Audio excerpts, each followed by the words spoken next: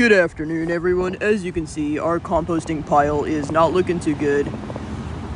We can't seem to keep the pile in a decent pile. So today we're going to be building a composting bin to keep it all in one spot. So if you want to build a simple compost bin that isn't too fancy or pretty, similar to this one, the only thing you're going to need are 3 pallets, some wood screws, and a drill. So the first thing you're going to want to do is stand your pallets upright and put them together in a sort of box-like shape without a front. So that's 3 sides standing up, and you're going to screw each corner together, top and bottom. To make it a little stronger, you can also screw the middle in between the top and bottom corners.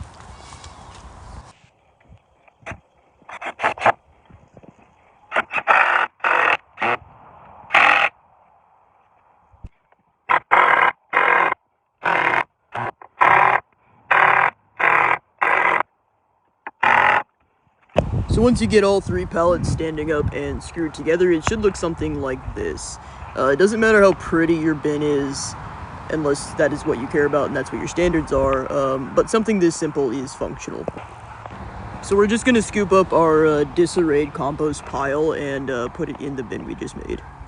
Again, our pile was scattered all over the place, so we decided to build this bin to keep it all in one spot.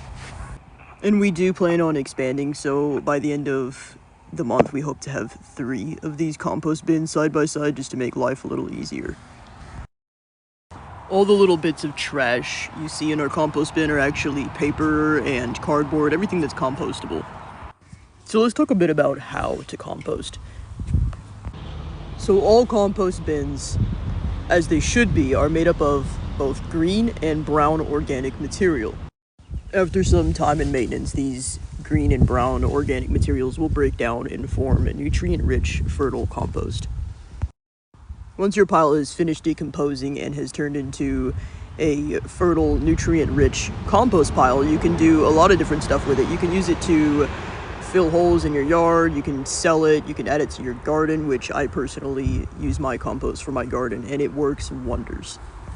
At the end of this video, I'm going to have the largest list I can possibly come up with of what is compostable and what cannot be composted. So stay tuned for the end of the video where I will include that list. So the first tip I have is proper drainage is really important for any compost pile or compost bin. I don't recommend creating your compost pile or bin on top of another hard surface like a board at the bottom or an enclosed bucket or anything like that. Too much moisture will destroy your compost pile, so good drainage is very important. To have a successful compost pile or compost bin, it is also crucial that you have good ventilation on your compost.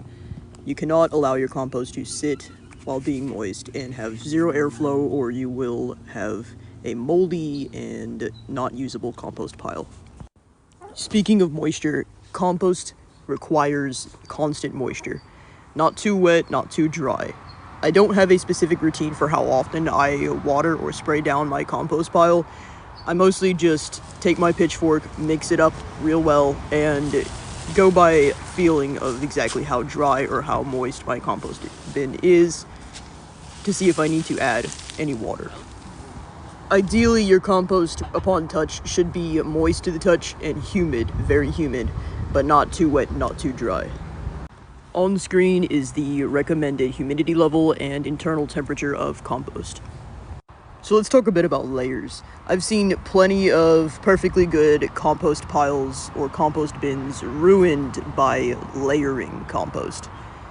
You never want to layer your green and brown materials and let them sit. What I recommend is starting off with layering, so taking your green and brown materials, everything that you have to add to the compost for that specific day, layering them as a layer of brown, then a layer of green, then another layer of brown material, and then thoroughly mixing that up. But never leave your compost pile in specific layers like that. It's a good way to promote a moldy compost bin that never fully breaks down. Speaking of mixing, your compost pile or compost bin or whatever you're using should be thoroughly mixed and turned at a very regular basis. I personally turn my compost and mix it up real well with a pitchfork anytime I add something new, or if I'm not anything new, then at least once a week. There's a few general rules to ensuring success for a compost bin or a compost pile. You can pretty much guarantee success if your compost pile has the correct humidity and temperature, if it is rotated, turned, or mixed, whichever term you prefer, regularly and efficiently, and if you are adding the correct materials to your compost pile. And again, do not forget about ventilation. You'll know when your compost is ready to use and it's completely done breaking down when your compost pile has turned into a very dark, very rich soil-like material. So let's talk about what is compostable and what is not compostable. And let's also talk about what classifies as a brown material and what classifies as a green material. So your brown materials are going to be any kind of material you're using that is a dead material, or as a rule of thumb, a brownish color. This could be leaves that you're raking up in your yard. It can be cardboard, old newspapers, dead grass, so on and so forth. Now your green materials are going to be anything that is fresh material. So that would be vegetable scraps, kitchen scraps, freshly cut mowed grass, manure. I'll include as many examples as I can think of for green material and brown material. You always want to keep your compost a healthy mix of greens and browns. Balance is key.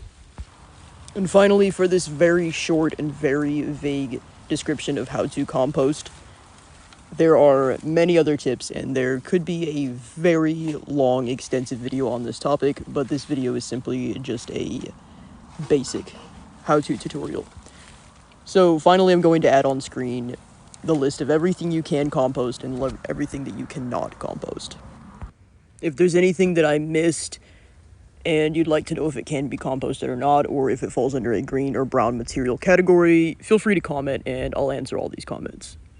Thank you guys so much for watching, and thank you for all your support. If you guys want to check out our Patreon, the link is in our description. And if you want to check out our merch, our website link is also in the description. If you enjoyed this video or you found it helpful, please leave a nice comment, like, and subscribe. Thank you guys so much for your support.